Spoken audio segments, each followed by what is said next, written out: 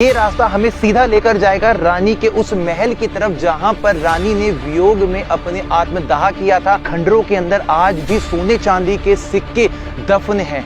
हीरे जवाहरात रानियों के यहीं पर दबे हुए हैं। ये उंगलियों के निशान इतने हजार वर्ष पुराने हैं जो कुछ ही लोगों को दिखाई देते हैं, वरना लोग इस चीज को समझ नहीं पाते हैं। और रानी ने अपना सर पटक के यहाँ पर इनके निशान, जिसको कहते हैं कि रानी के खून के निशान भी देखने को यहाँ से मिलते हैं। तोप का जो वजन है इसको देखकर हम पता लगा सकते हैं कि एक बार में शायद 50 लोग भी अगर इसको हिलाने की कोशिश करेंगे तो हिलेगी भी नहीं है। यहाँ से एक गुप्त रास्ता बनता है, मैं आपको दिखाता हूँ। बयाना के किले की एक और पुरानी इमारत जो ध्वस्त हो रही है, और इस इमारत को आज के समय में सही तरीके से पता लगा पाना बहुत ज्यादा मुश्किल है कि ये उस समय का मंदिर था, मस्जिद था, किसी विशेष मंत्री की कोई कोठी थी, महल था। लेकिन आज इसके केवल इस प्रकार के खंडर होते भाग दिखाई दे रहे हैं। और दोस्तों ये रास्ता हमें सीधा लेकर जाएगा रानी के उस महल की तरफ जहां पर रानी ने वियोग में अपने आत्मदाह किया था। और जोहर की जो कहानी है, जब यहाँ पर गलत खबर फैला दी गई थी कि यहाँ के जो राजा हैं वो हार गए हैं युद्ध के अंदर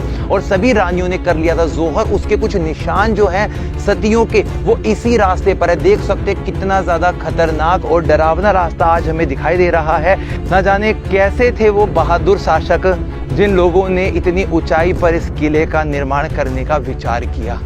क्या कुछ गुप्त रखना चाहते थे? ऐसा भी बताते हैं इन्हीं खंडरों के अंदर आज भी सोने चांदी के सिक्के दफन हैं।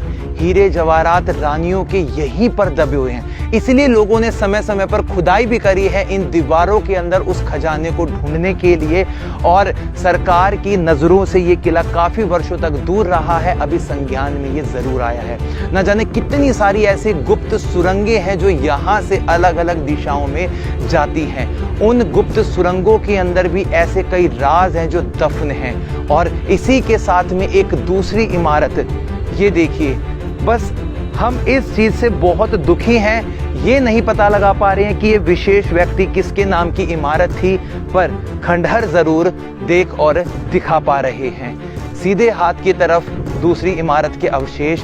दोस्तों न जाने कितनी सारी इमारतें बेहतरीन यहाँ बनी हुई हैं। और बस कुछ ही लम्हे के बाद में हम पहुंचने वाले हैं रानी के उस महल को देखने के लिए जो यहाँ के राजा विजयपाल की पत्नी थी।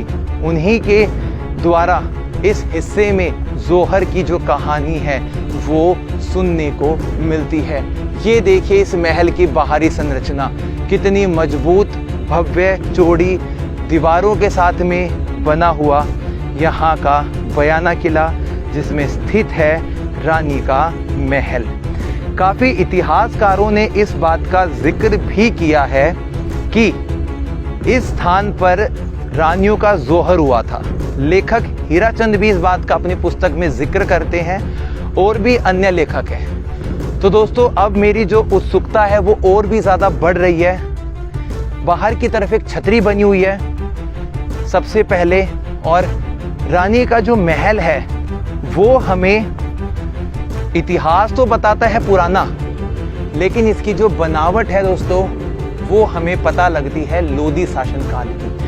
क्योंकि दिल्ली के अंदर जब आप लोधी के मकबरों को देखेंगे और रानी के इस महल को देखेंगे तो बाहर की तरफ जो नीले रंग की ग्लेन स्टाइलिंग वर्क है, ये पहली बार इस्तेमाल की गई थी दिल्ली के अंदर लोधी शासनकाल में।